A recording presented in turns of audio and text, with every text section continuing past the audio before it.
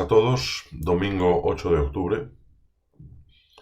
Domingo que da comienzo a una semana en la que iniciamos sobrecogidos por las noticias en Israel, por las noticias en Palestina, por las noticias en Líbano, por Rusia exigiendo casi que se produzca un alto el fuego inmediato. Desconocemos desde qué autoridad, tras la invasión de Ucrania, autoridad moral para exigir un alto el fuego. China ya se ha desmarcado diciendo que, ya lo venía diciendo, que lo que hay que hacer es la creación de un Estado palestino. Egipto y Arabia Saudí intermediando. Es profundamente llamativo que la inteligencia del Mossad no haya podido anticipar esta situación. Es profundamente llamativo y no quiero ser conspiranoico, pero algo raro está pasando. Y algo raro está pasando a nivel geopolítico. Los mercados, y vamos a continuar con exactamente el mismo análisis semanal que hicimos el domingo pasado, los mercados suelen descontar, el precio suele descontar determinadas cosas que son razonablemente previsibles o sobre las que se filtra información, como es una subida o no subida de tipos de interés, unas noticias de inflación determinadas, y por supuesto en los stocks, en la bolsa, pues noticias respecto de lanzamiento de un nuevo producto de una empresa o presentación de resultados trimestrales o lo que sea. Probablemente lo que los mercados no pueden prever, y si ya lo pudieran prever, ya entonces dejo de ser conspiranoico y me convierto en conspirador. Entiendo que no pueden prever el asalto de ayer de Hamas a la frontera a los territorios de Israel en la frontera de Gaza, ¿no?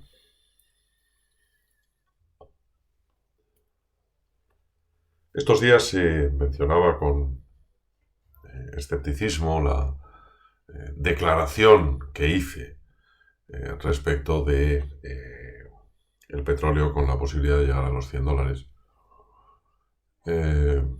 Ahí tenemos el gráfico. Evidentemente el desarrollo del petróleo ha sido exactamente el contrario, pero no tenemos que olvidarnos que, o al menos yo procuro no hacerlo, que el mercado tiene sus impulsos y sus retrocesos. Lo dije el otro día en el vídeo del domingo pasado, que estábamos esperando un retroceso como mínimo a esa zona marcada por la flecha roja. Así sucedió. Esperábamos un rebote en esa zona. Así sucedió. Y después el precio del petróleo ha caído drásticamente.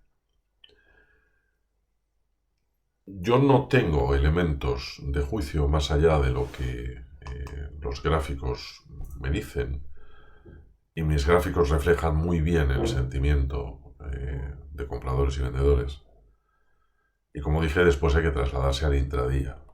Pero en este gráfico, que es un gráfico más, es de velas diarias, es mucho más amplio, evidentemente tuvimos el rebote en esa zona, el precio subió, después ha vuelto a bajar. Muy bien. Yo no tengo la capacidad en un mercado que por su propia naturaleza es aleatorio e incierto de predecir. Es más, en términos de mercados financieros es una palabra que odio. Lo que sí sé, y sabéis, es que la noticia que dio Bloomberg en cuanto a cómo estaban las reservas de petróleo en Estados Unidos a 20 de septiembre, hace ya unos cuantos días, daban una duración a 20 de septiembre de las reservas de petróleo en Estados Unidos de 17 días, que evidentemente ya han pasado. La no subida de tipos de interés en Estados Unidos evidentemente ha frenado la escalada de precios en el petróleo.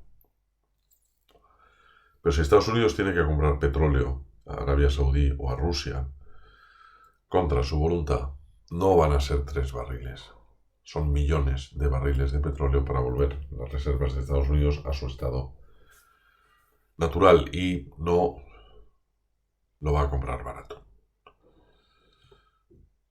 Al mismo tiempo, y en términos de mis gráficos, y como decíamos la semana pasada, el mercado es, por su propia naturaleza, rotacional, al menos en un 70% de su vida útil, por así decirlo. Y esta rotación que empezó, donde mencionábamos la semana pasada, todavía no ha terminado. La rotación de esta zona que tengo marcada en gris, que es mega importante. El inicio de la semana, que vamos a ver esta semana qué pasa, porque mañana puede ser un lunes negro, yo qué sé, ¿no? El inicio de esta semana está marcado por estas dos líneas discontinuas de color rosa, en cuya zona inferior parece que el precio está cómodo, vamos a decirlo así. No descarto, aunque esta semana es imposible hablar de qué puede pasar en función de la situación geopolítica, no descarto la posibilidad de que si el precio efectivamente recupera posiciones, el precio del petróleo, se nos vaya a rotar esta zona hasta la zona clave que teníamos marcada de rebote del otro día, incluso completar esa rotación hasta la zona rosa de arriba. Muy bien, eso por un lado. En cuanto al Bitcoin, decíamos la semana pasada que el Bitcoin estaba lateral, nos rompió el lateral y que podía estar lateralizado en esta zona que llamábamos zona de muerte, donde no conviene hacer gran cosa, entre el 28.915 y 27.140, pero con sesgo alcista. De hecho, poco después, lunes o martes, testeó esa zona, volvió a bajar, la ha vuelto a testear por abajo, la ha vuelto a testear por abajo. A ver si yo soy capaz. Esto siempre me vuelve un poco loco. Y ahora vamos a ver si la testea por arriba. Zona de muerte donde el precio está rotacional. Un poco lo que decíamos el otro día. Vamos a ver si esa zona la supera con éxito. Lo que nos llevaría al siguiente tramo que terminaría en 29.495. O perdemos la zona inferior y empezamos una caída marcada por esta flecha roja de aquí. ¿Vale? Eurodólar. Vamos a ver qué pasa con el eurodólar. Aquí. Eurodólar. Bueno, el eurodólar decíamos la semana pasada que habiendo perdido esas dos zonas que están marcadas como de shorts, como de cortos, esas dos zonas rojas, el precio llegaría a esa zona marcada por la línea azul en el 1.06270.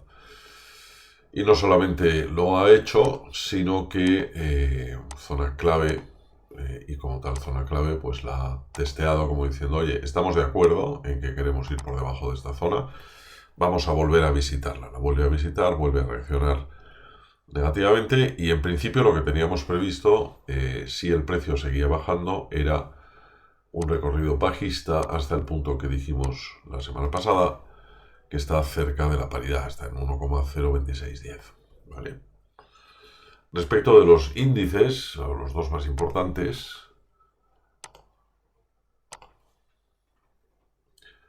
en el caso del Nasdaq, decíamos la semana pasada que habiendo perdido el precio, la zona marcada por esta super mega key zone, que es la línea blanca, podíamos empezar a decir que pudiera haber empezado la fiesta de los cortos. No obstante, la semana pasada también decíamos que antes de eso el precio podría volver a testear por seguridad, si, como acabo de decir en el eurodólar, todos están conformes en que ese precio es de rechazo. Parece que estamos volviendo a ese testeo. Y al mismo tiempo, como ocurre en el Nasdaq, tenemos aquí un gap de precio ahí que convendrá, bueno, revisitar. Por tanto, cabe la posibilidad de que el precio incluso no supere esa línea blanca para cubrir el gap hasta ahí y después empezar a caer. Desde luego, tal y como está la situación, tal y como está la situación económica en Estados Unidos, tal y como está la situación de deuda pública, de deuda privada, la sentencia del Tribunal Supremo que, contradiciendo a Biden, obliga a los estudiantes a devolver los préstamos estudiantiles, estamos hablando de 50.000 millones de dólares. La deuda privada en tarjetas de crédito, la restricción del crédito en los bancos, la no contratación de hipotecas, por tanto la falta de desarrollo del mercado inmobiliario, las situaciones de huelga, el sector automovilístico. Podemos tener lo que se llama aquí lo que nosotros llamamos un extreme fade,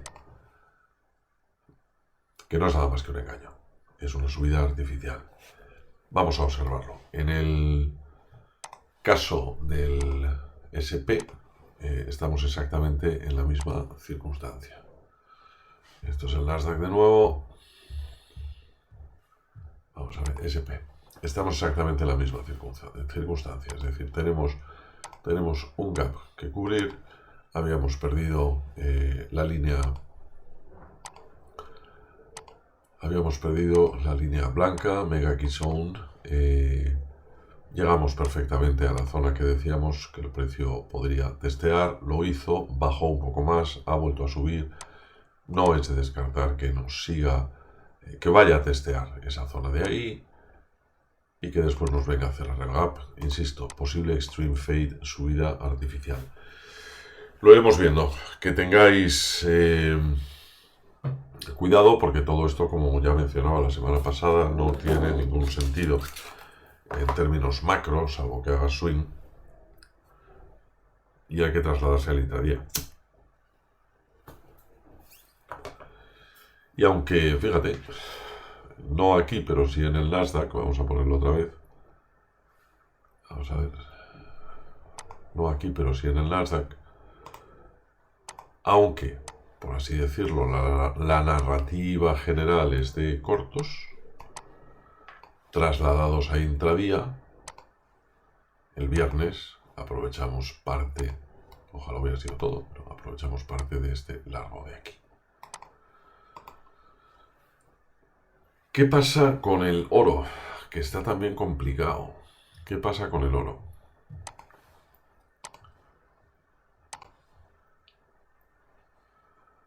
Pues el oro, contra todo pronóstico, claro, el oro deja de ser valor refugio ante la fortaleza del dólar, ¿no? Y tenemos un dólar fuerte. El oro ha llegado a rotar por completo la zona gris. Por tanto, esa zona de testeo que tenemos ahí abajo la marcamos como alcista. Zona, no línea. Nosotros tradeamos zonas, no líneas. La marcamos como alcista mientras no quiebre. Si esa zona quiebra, tendríamos una caída del precio del oro hasta aquí. Esa es un poco la previsión. No obstante, una vez más, y como creo que decíamos con el petróleo, la semana la va a marcar el espacio comprendido entre esas dos líneas discontinuas rosas, espacio que ha sido rotado varias veces, como veis, es un espacio donde se ha generado valor, y la clave será largos superada la zona rosa, cortos superada la zona rosa, o por arriba o por abajo. De momento nos tenemos que poner así de micros, porque aunque en términos macro ya vemos que se ha completado esa rotación de toda la zona gris, la situación política y las consecuencias sociales que va a tener, sin descartar las consecuencias económicas, son a este punto de domingo 2:25 de la tarde claramente impredecibles. Que tengáis un buen domingo, ya sabéis que os quiero. y vamos a estar muy atentos a lo que pasa esta semana. Un abrazo fuerte.